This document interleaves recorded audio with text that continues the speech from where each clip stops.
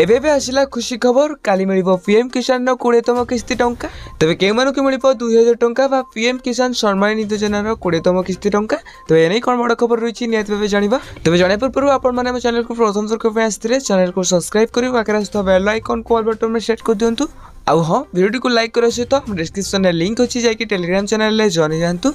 तो देखो बर्तमान आम पाखे जहाँ भी सूचना रही काली जून 20 तारिख होगी काली ओडिशा को आसुच्चंती माननीय प्रधानमंत्री नरेंद्र मोदी। तेज अनुमान करा कि काली ही जून 20 तारिख काली ही पीएम किसान 20तम किस्ती टंका आपण अकाउंट को आसवाक जाऊँगी। हेले यार भीतर आउ गोटे बड़ खबर सामना को जहाँकि 18 तारिख में सब बैंक अकाउंट को सरकार पीएम किसान टंका को पठाई देइछंती।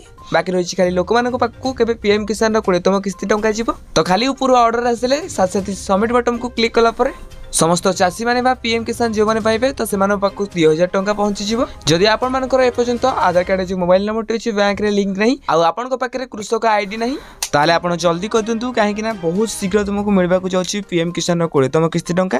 तो जबे भी मिल जीवो आपण मानक मु जणाई देबी। तो आपण माने हम चैनल को सब्सक्राइब कर रखि थांतु। आ हां ए वीडियो कोन देखुछंती नियत भाबे कमेंट बॉक्स रे कमेंट करंतु।